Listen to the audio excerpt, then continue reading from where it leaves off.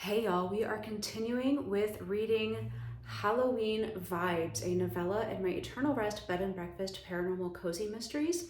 This is chapter 2 that I'm reading now, so if you missed chapter 1, you can go back and watch that video so you are all caught up on the brewing drama in Oak Hill, Georgia. Here we go. Chapter 2. Rebecca stared at the front door. The other guests, Emily noticed, were staring at Rebecca. Even though Emily wasn't standing close to the group, she could feel the tension emanating from them. As she watched, Rebecca's mouth opened, then closed, then opened again. She looked like she wanted to yell, but no words were coming out of her mouth. Silently, Sherry stepped up next to Rebecca and put an arm around her waist. "Of course I didn't come here to see him again," Rebecca said, just loud enough for the sound to carry to Emily. "Joe was awful. I had hoped we wouldn't see him. I mean, what are the chances? I know Oak Hill is a small town, but..." The door opened slowly and Wyatt emerged, looking chagrined. He walked down the steps as he muttered an apology. Emily half turned away from the scene, trying not to roll her eyes. Overly dramatic guests were her least favorite kind. Even guests who were demanding and rude seemed preferable, at least in that moment. "Would I really prefer another Jackson Knight McGinn to these people?" Emily said quietly to herself. She glanced over her shoulder at her guests, who were moving toward the house again.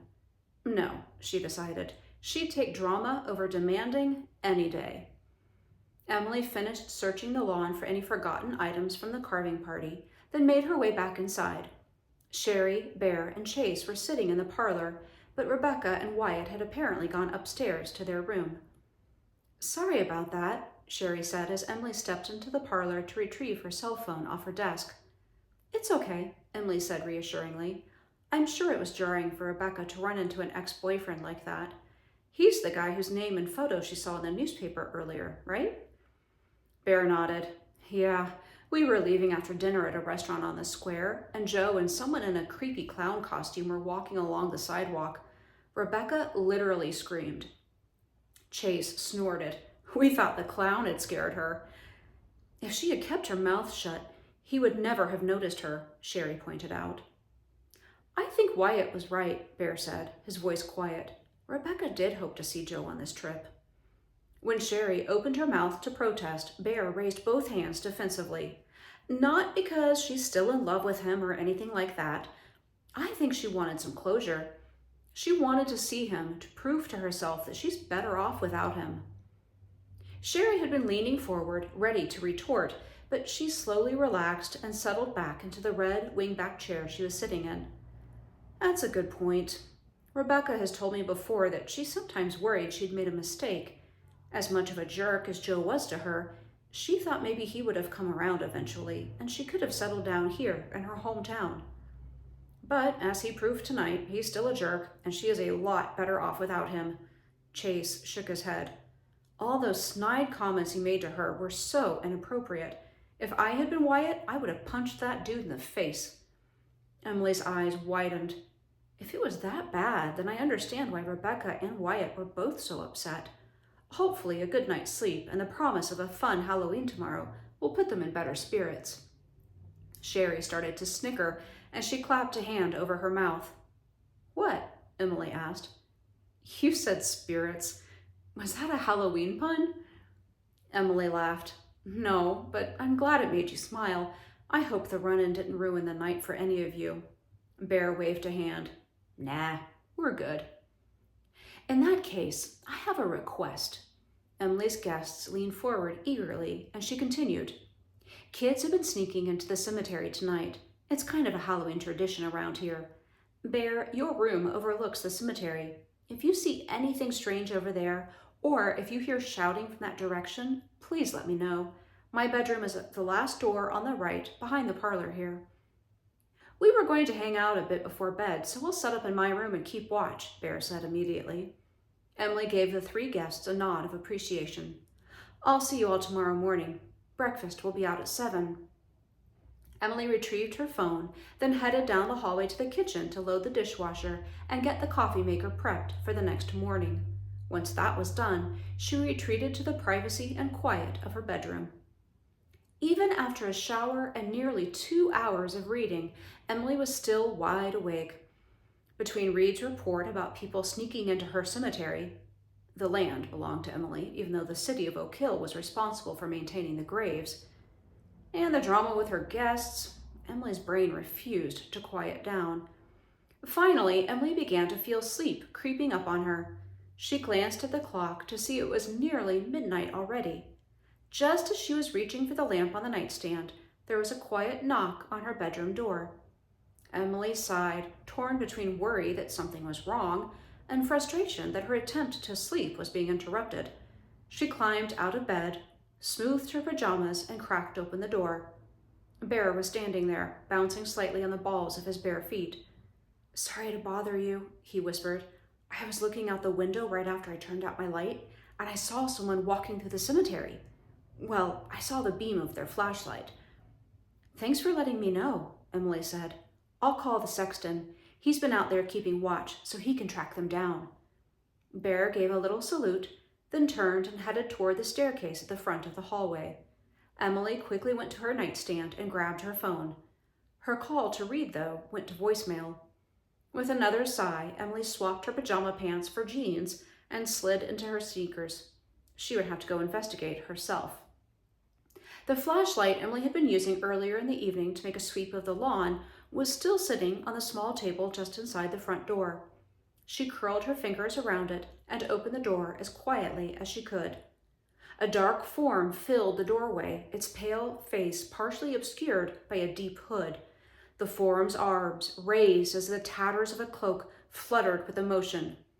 Emily suppressed a scream and slammed the door shut, even as she realized it was just someone in a Halloween costume.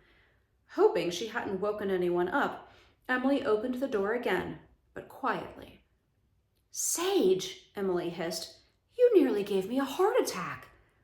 Emily's best friend was shaking with laughter, her lips pressed together so she wouldn't make any noise.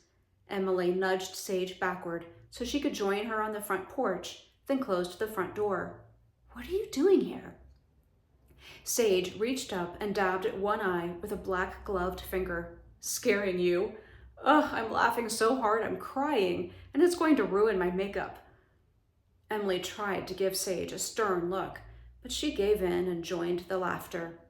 "Did you really come here just to scare me?" "No, I was at the Halloween party hosted by my office building, which is why I'm in this getup."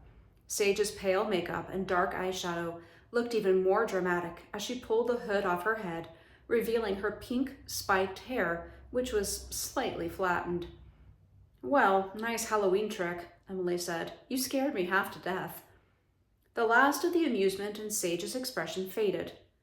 "I'm afraid someone is halfway to death," she said soberly. "I've been feeling a murderous vibe tonight." "From whom?" Sage shrugged. "I don't know. I felt it earlier tonight, almost in passing. Then I felt it a few more times during the course of the night. It was like someone with malicious thoughts was pacing back and forth along the sidewalk in front of my office building. I even went outside to look once, but there wasn't anyone there." Emily looked at Sage grimly. "Then we'll both have to be on high alert." Sage was a skilled psychic medium, and while she was best known for communicating with the dead, she was also good at picking up on the feelings of those still living.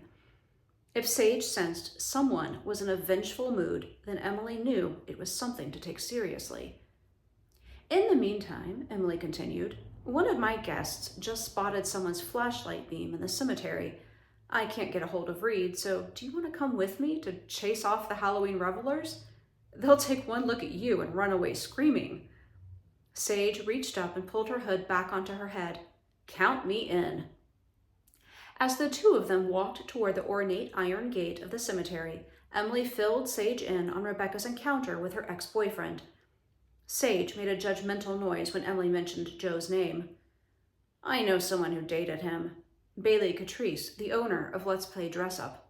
I got this costume from her shop. And according to Bailey, Joe is every bit the jerk that your guest says he is." "You know, I've never been in that costume shop," Emily said. She and Sage had reached the gate set in the low stone wall that surrounded the cemetery, and she pulled out her keys and began fumbling for the correct one. She's got a great collection. Anyway, I hope your guests have a better day tomorrow. I know how personal drama can affect the online reviews for Eternal Rest. Fingers crossed. There was a loud click, and Emily slowly opened the gate. It squeaked loudly on its hinges. Well, if there are teenagers running around here, they probably know the grown-ups are on the way. Emily and Sage began walking up the brick path that led straight ahead, up to the top of the hill that had given Hilltop Cemetery its name. Every time they crossed one of the 7 paths that ringed the hill in concentric circles, Emily would sweep her flashlight around, but they didn't see anyone. When they reached the top of the hill, there was still no sign that anyone else was in the cemetery with them. "Hold still," Sage suddenly said. She laid a hand on Emily's arm, and the two of them stood there, listening. Emily could hear the sound of the leaves in the trees above them shifting quietly in the night air, but she couldn't detect anything else. Just as she relaxed and was about to tell Sage that the intruders must have left already, there was a loud bang. Emily and Sage both jumped and whirled to their left, but Emily's flashlight only showed a looming granite mausoleum with the name Dawson carved over its iron doors. Emily laughed self-consciously. It's just Mr. Dawson. The mausoleum had been haunted by the man for nearly a century. Sage looked at the mausoleum appreciatively.